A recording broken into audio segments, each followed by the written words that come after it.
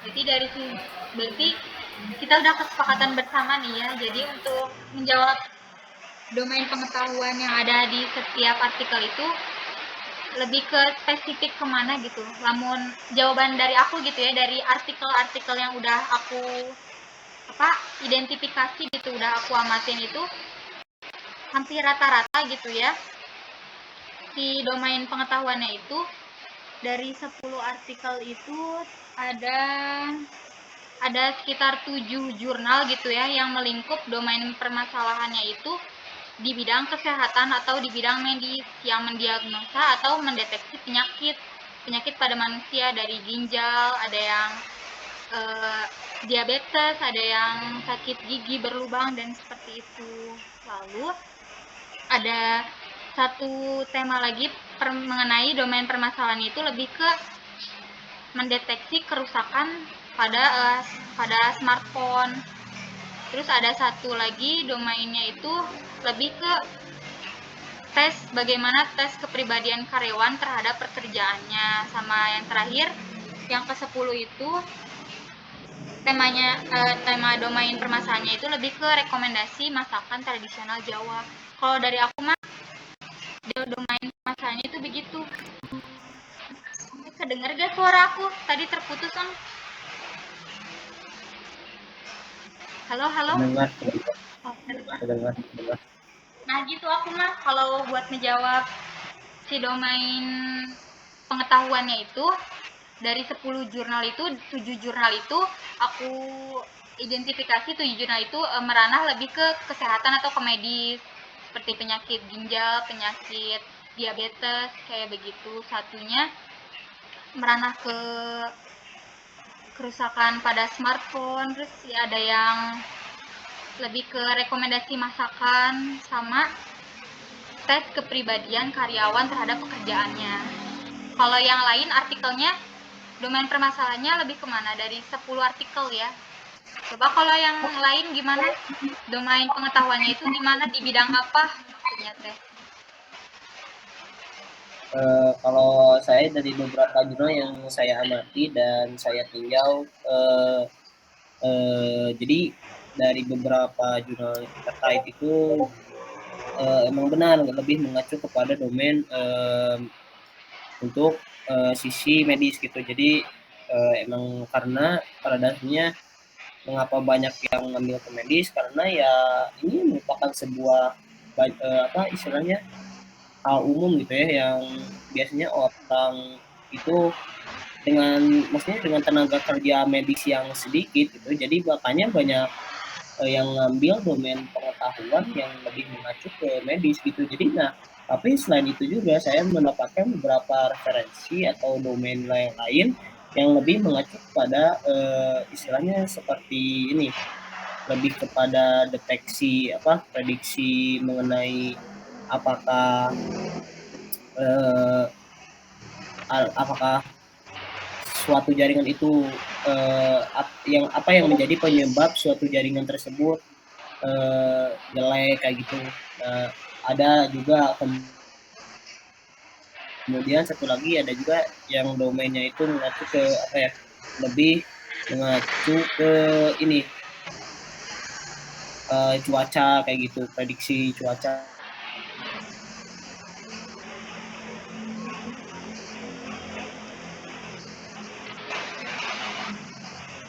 untuk pada spesifik kayak penyakit kulit sih banyak apalagi ya penyakit kulit terus ya sih banyaknya penyakit kulit kayak di kucing juga terus apa kulit muka gitu ya nah lebih masuk ke sana tapi yang selain itu sih ada juga domain yang mengacu kepada bidang lain gitu seperti ya teknologi komputer dan sebanyak yang lainnya nah mungkin seperti itu. Oke, coba dari Irfan artikel dari rujukan artikelnya.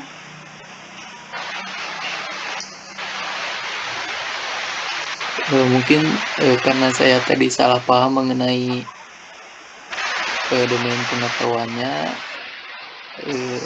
jadi simpulannya melenceng gitu ya dari yang lain. Jadi udah tahu lah, jadi kesimpulannya itu bahwa kalau yang dari 10 jurnal ini dari bidang-bidangnya gitu, kayak kedokteran, terus pakar misalkan hardware atau teknologi kayak gitu. Yang aku dapat mah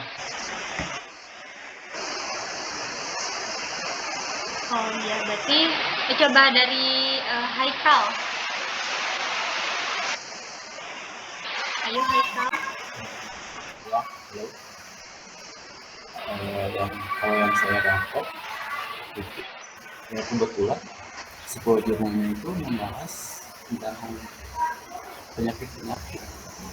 Kebetulan yang saya dapat itu semua. Jadi nggak ada bahasan dari bidang-bidang lain. Kayak tadi Rizky atau tadi kayak gitu.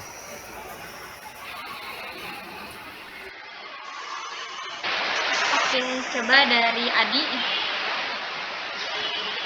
Ya, kalau dari artikel yang Adi baca sih, kebanyakan itu domainnya tuh ke penyakit, kayak yang tadi dari penyakit kulit atau enggak, maksudnya ada yang dari penyakit jantung itu ke kulit, kayak gitu-gitu. Terus kalau dari domain yang lainnya, kayak apa tadi tuh? Kayak kerusakan gitu, kerusakan komputer, kalau yang lainnya kayak gitu sih. Ya, kebanyakan apa namanya lebih ke penyakit gitu, jadi gitu. Berarti emang ya emang bukan hal umum, udah jadi hal umum lagi ya tadi kata Rizky. Sistem pakar itu lebih mengacunya lebih banyak di arah atau di bidang kesehatan. Hampir sekitar 70 sampai 80% dari kita jurnal rujukannya itu 70 sampai 80% itu bidang domain pengetahuan itu lebih ke arah kesehatan. Berarti untuk poin domain pengetahuan yang dibahas dalam setiap artikel kita 70 sampai 80% ya. Nah, jadi kesimpulan buat yang poin pertama itu dari hasil kesepakatan bersama sekitar 70 sampai 80% itu domain pengetahuan yang kita bahas itu mengarah ke bidang medis, dan untuk sisanya itu mungkin ke arah-arah yang lain-lain seperti tadi kerusakan atau yang lain sebagainya. Kita sekarang maju nih ke poin yang kedua, apakah pengetahuan yang digunakan itu merupakan deep knowledge atau shallow knowledge?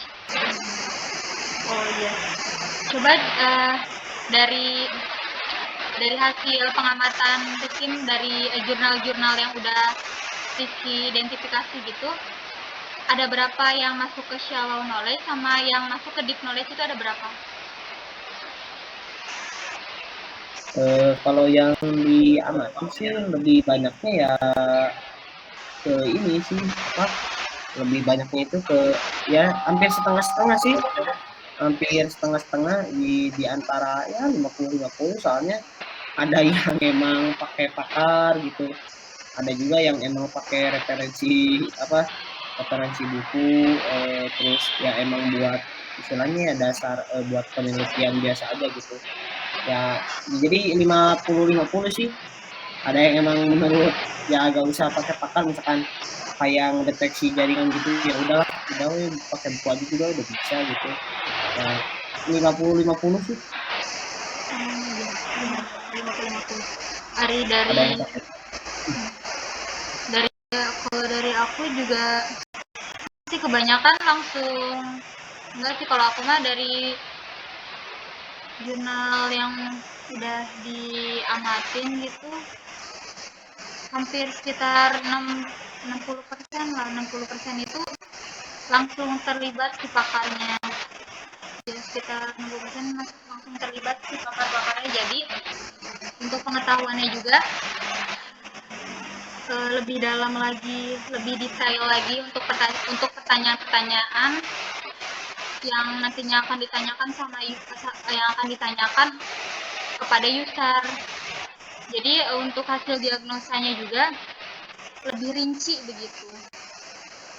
Ya sekitar 60%, kalau aku mah 60% masuknya ke deep knowledge, untuk 40%-nya itu masuknya ke shallow knowledge, dimana si itunya pengetahuannya itu cuma berdasarkan referensi buku, entah itu emang dari cuma sebatas bertanya-tanya saja kepada yang ahli, tapi tidak langsung mendetail gitu, maksudnya nggak ngedetail si pertanyaan-pertanyaannya itu. Coba kalau yang lain, Irfan.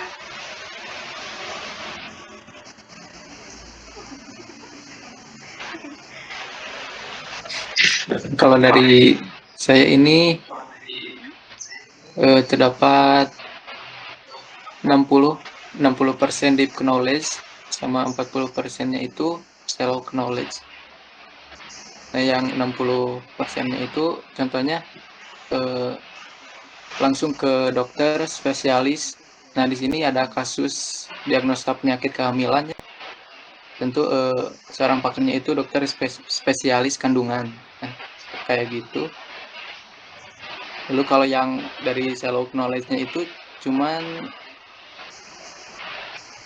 dari kasus untuk mendiagnosa kerusakan TV. Nah, kalau kayak gitu kan jadi pengetahuannya itu bisa kita searching, bisa kita ketahui walaupun tidak langsung ke seorang pakarnya. Jadi kayak gitu. Oke, coba Haikal. Jadi menurut saya yang dikategorikan sebagai deep knowledge itu sekitar 70% dari jurnal yang saya identifikasi, 30%-nya berupa shallow knowledge, itu menurut saya. Oke, coba dari Adi. Sih lebih dominannya ke deep knowledge sih daripada ke shallow knowledge-nya mah sekitar 60%-an, soalnya itu yang knowledge-nya kebanyakan berhubung langsung sama pakarnya. Oke, mungkin kesimpulan dari poin yang nomor 2 ini, ya kalau dikira-kira mah sekitar 60-an lah ya, 60% itu dari jurnal artikel yang udah kita amati atau udah kita tinjau itu masuknya itu ke deep knowledge, dimana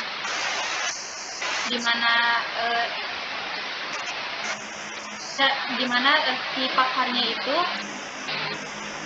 langsung terlibat langsung gitu dalam pembangunan aplikasi sistem pakar, dan untuk sekitar ya 40% itu untuk dalam pembangunan aplikasi sistem pakar ini nggak langsung ke pakarnya atau mungkin dari sumber referensi yang lain. Nah, kita masuk ke poin nomor 3 nih, tentang kategori sistem pakar yang dibangun. Nah, oke, jadi langsung ke kesimpulannya. Dari hasil diskusi kita malam ini, mungkin kesimpulannya itu dari poin yang pertama mengenai domain pengetahuan yang dibahas dalam setiap artikel jurnal yang diteliti masing-masing itu sekitar 70-80% mungkin domain pengetahuannya itu masuknya itu ke ranah bidang medis, yaitu di bidang kesehatan, dan sisanya sekitar 20-30% mungkin domain pengetahuannya itu di luar bidang medis, kayak tadi bidang elektronik atau deteksi-deteksi yang lain. Lalu untuk poin yang kedua, apakah pengetahuan yang digunakan merupakan deep knowledge atau shallow knowledge? Nah, dari hasil dari pendapat kita semua itu sekitar 60 sampai 70%. 60 sampai 70% itu si pengetahuannya itu masuk ke dalam deep knowledge dan sisanya itu masuk ke shallow knowledge, dimana deep knowledge itu si pakarnya atau si pengetahuannya itu langsung ke sumber, langsung ke pakarnya atau ke expertnya. Kalau yang shallow knowledge itu mungkin referensi pengetahuannya itu dari jurnal, dari yang lain-lain. Nah, untuk yang terakhir poinnya itu kategori sistem pakar yang dibangun. Nah, kategori sistem pakar atau area permasalahan sistem pakar itu yang pertama interpretasi atau pengambilan keputusan, deskripsi dari sekumpulan data. Ada juga yang kedua proyeksi, yaitu memprediksi akibat-akibat yang dimungkinkan dari situasi-situasi tertentu. Lalu yang ketiga diagnosis, yaitu menentukan sebab malfungsi dalam situasi kompleks yang didasarkan pada gejala-gejala yang diamati. Yang keempat ada desain, yaitu menentukan konfigurasi komponen-komponen sistem yang cocok dengan tujuan-tujuan kinerja tertentu yang memenuhi kendala-kendala tertentu. Yang kelima perencanaan, yaitu merencanakan serangkaian tindakan yang akan dapat mencapai sejumlah tujuan dengan kondisi awal tertentu. Yang keenam ada kategori monitoring, yaitu membandingkan tingkah laku suatu sistem yang teramati dengan tingkah laku yang diharapkan darinya. Yang ketujuh ada kategori debugging dan repair, yaitu menentukan dan mengimplementasikan cara-cara untuk mengatasi malfungsi. Yang kedelapan ada instruksi, yaitu mendeteksi dan mengoreksi defisiensi dalam pemahaman domain subjek. Yang kesembilan ada kategori pengendalian, yaitu mengatur tingkah laku suatu environment yang kompleks seperti kontrol dan terhadap interpretasi-interpretasi. Yang ke-10 ada seleksi, yaitu mengidentifikasi pilihan terbaik dari sekumpulan list kemungkinan. Dan yang terakhir ada simulasi, yaitu pemodelan interaksi antara komponen-komponen sistem. Nah, itu merupakan hasil kesimpulan dari diskusi kita pada malam ini. Ya, mungkin cukup sekian dari saya. Wabillahi taufiq wa hidayah. Wassalamualaikum warahmatullahi wabarakatuh.